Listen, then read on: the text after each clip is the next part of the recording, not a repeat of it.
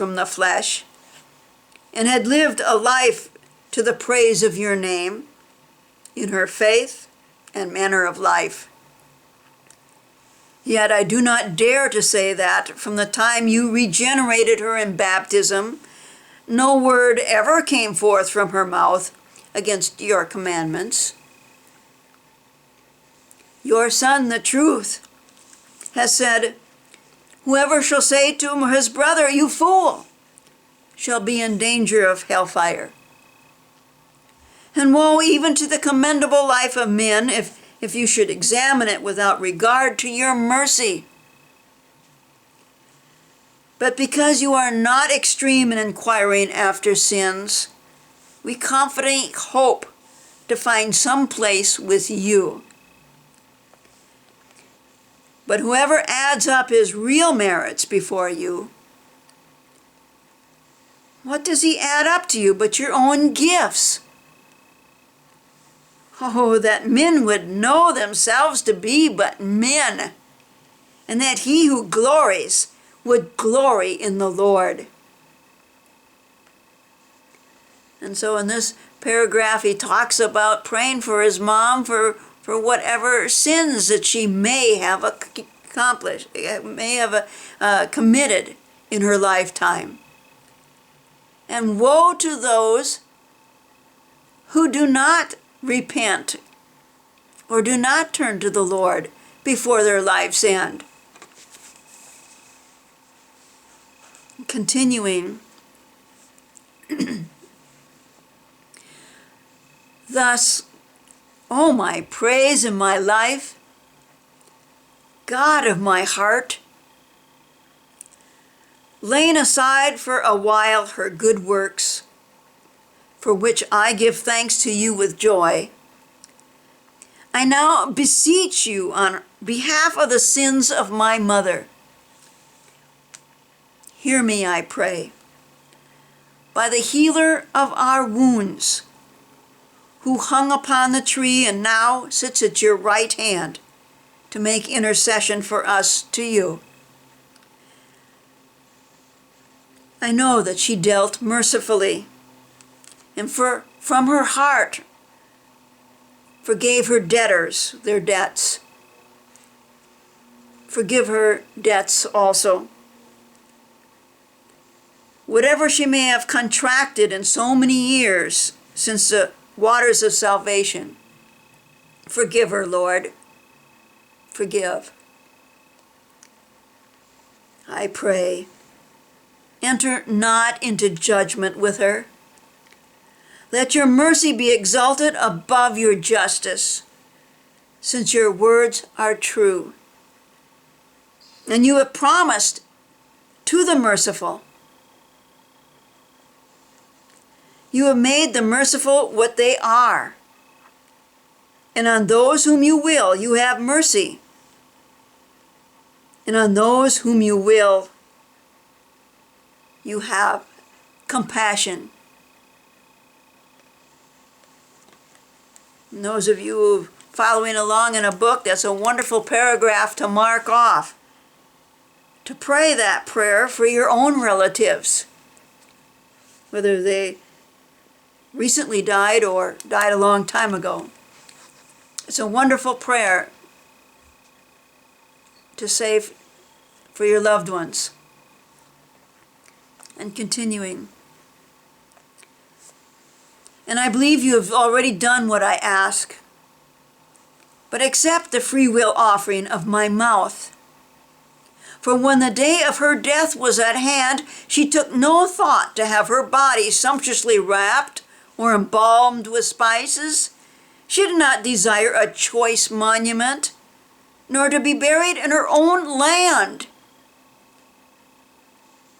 These things she did not command us, but asked only to have her name remembered at your altar, which she had served without the omission of a single day, and where she knew that holy sacrifice was offered, by which the handwriting that was against us is blotted out. That sacrifice through which the enemy was defeated. When he summed up our human offenses and sought what lay to our charge, he found nothing against him in whom we are conquerors. Who shall restore to him his innocent blood? Who will repay him the price for which he bought us, and so take us from him? Through the sacrament of our redemption, your handmaid bound her soul by the bond of faith. Let none sever her from your protection. Let neither the lion nor the dragon interpose himself by force or fraud. For she will not answer that she owes nothing, lest she be conceived and seized by the crafty accuser. Rather, she will answer that her sins are forgiven by him to whom none can repay that price, which he, who owed nothing, paid for us.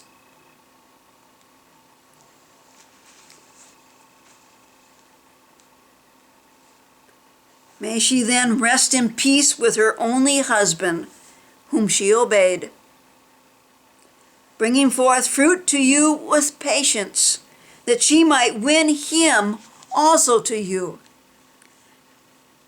And inspire, O Lord my God, inspire your servants, my brother, your sons, my teachers, whom I serve with voice and heart and pen, that as many as shall read these confessions may remember at your altar Monica, your handmaid, with Patricius, her husband, by whose bodies you brought me into this life.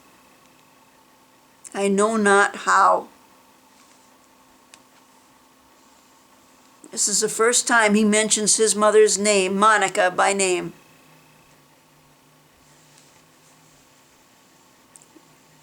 So he asks all the readers, whoever is reading confessions, to also remember at your altar Monica and her husband Patricius. And St. Monica's feast day will soon be here.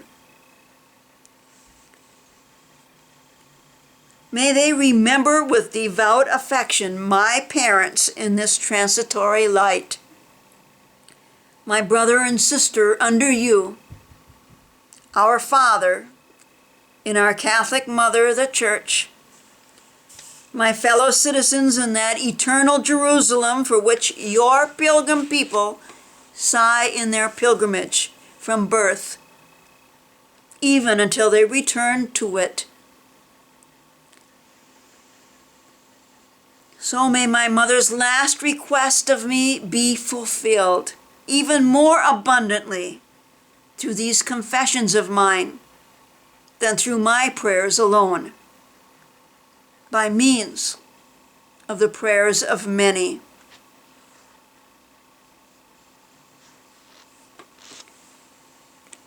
We need to remember all of our loved ones whenever we go to Mass. Lift them up. We should arrive at Mass soon enough to have some time of prayer, offering it up to the Lord, our intentions of the people we're praying for. And during the offertory, it's been revealed to a visionary that our guardian angel processes with all the angels of everyone up to the altar with all of our intentions. And some angels are shining bright with our intentions, and some are dull. And when the visionary asked, why are the angels dull? She was told, these are angels who do not have any intentions to bring to the altar, because their their person that they are guardian angels to did not offer anything for this Mass. So always come prepared for Mass. If need be, on your way, in the car, have that time spent saying, Lord, I'm offering this Mass for this intention, and I'm giving myself to you. And as I genuflect, my prayer is, Lord, I give you my hope. I give you my dreams. I give you my life as a tool. I give you my life. I give you my love. These are my gifts to you. And after Mass, when I genuflect, leaving my pew, I pray, Lord, I wish to unite my will with yours. Please bring it about and help me to accept it with joy.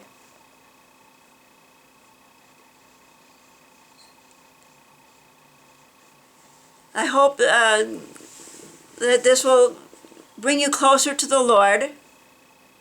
In the reading Augustine, his writings are timeless.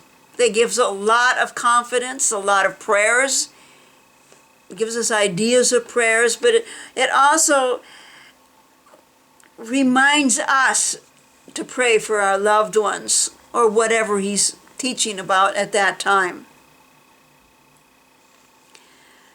I was discussing earlier with my friend that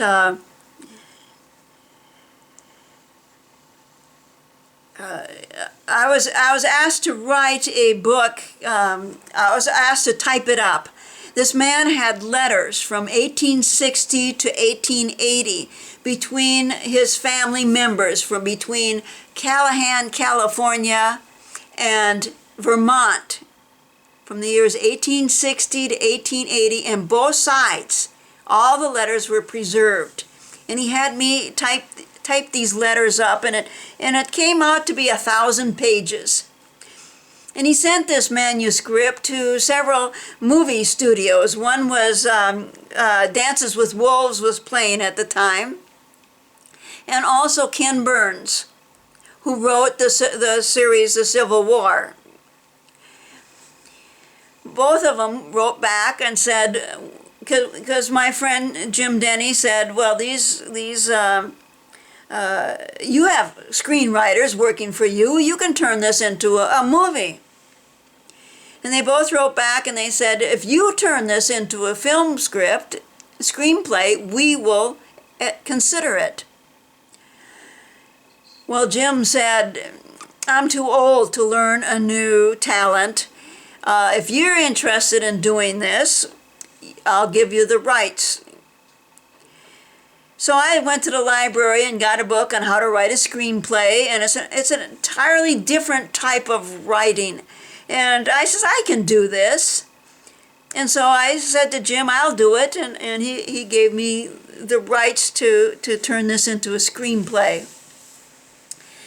So I then took up the class, acting, writing, and directing class out of Weed. It was taught in Wairika, California. And I took this class so that I could write a scene and have others up on the stage acting out what I wrote to see, did they interpret it as I wanted it interpreted. And anyway, one scene is, well, Jim Denny's ancestor, Albert Denny, went from Callahan, California, back to Vermont to get himself a wife. And he allowed himself 2 weeks to find a wife. And this is where his family was from. And he met Eliza. And he instantly fell in love with her and asked her to return to him to California. And she accepted to marry a stranger, to leave her family, and to head back to California with him within 2 weeks. she had a sister, and she was married to an, you could tell by fleshing out the writings of the letters, she was married to an elderly man. And I assumed that maybe she was his second wife, in which she was raising his children for her. And I assumed that he wasn't a nice man.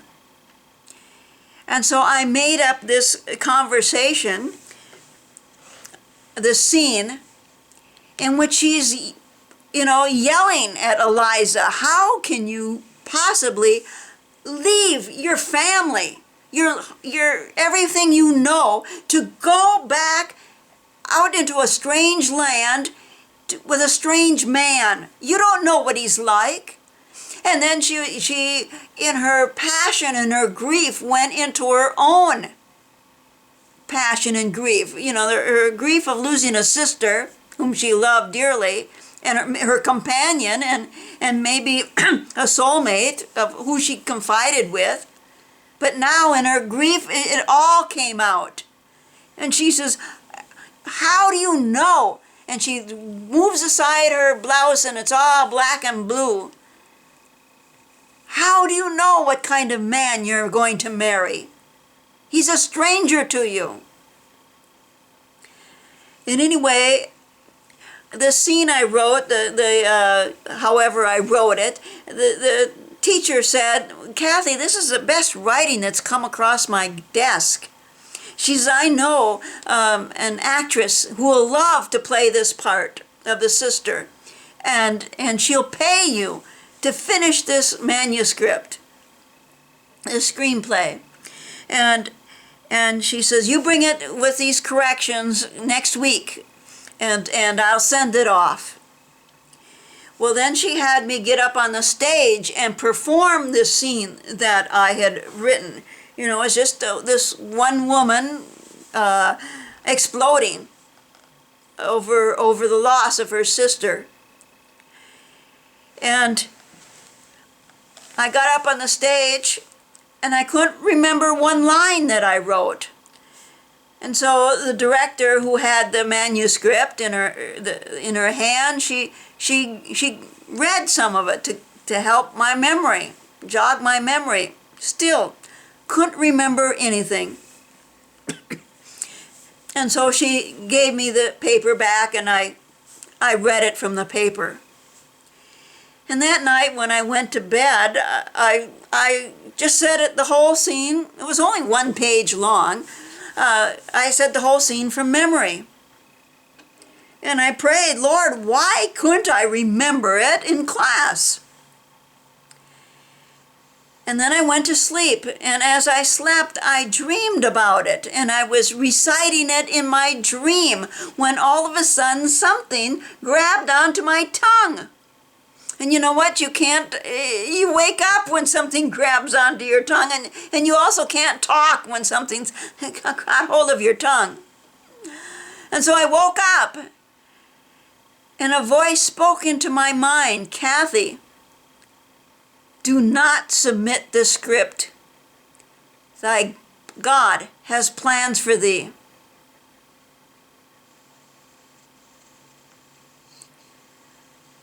So I didn't even go back to class. And I didn't submit it. And shortly afterwards, I don't know how much longer, is when I left to go and join Sister. And that was God's plans for me.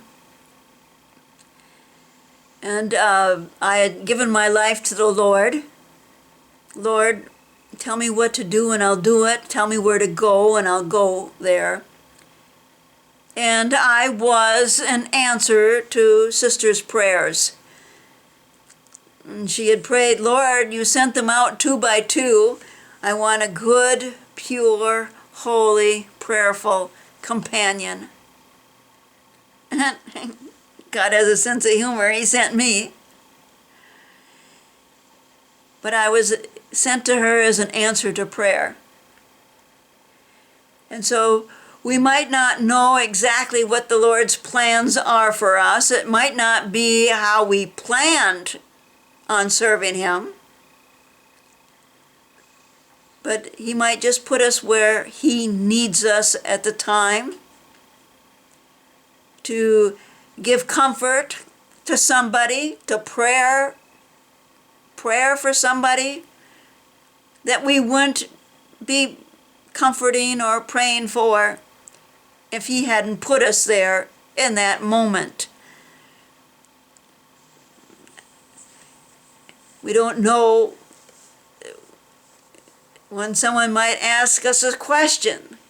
Do you know anything? Do you know anybody who knows anything about the healing ministry? And there we'll say, and we'll be there and we'll say, yes. We have, as a matter of fact, we know all about a course on the healing ministry that you can take with 21 talks on teaching others on how to pray with one another. St. Joseph Healing Ministry. So we thank you for joining us, and come back next week for more of Confessions. Thank you very much. God bless.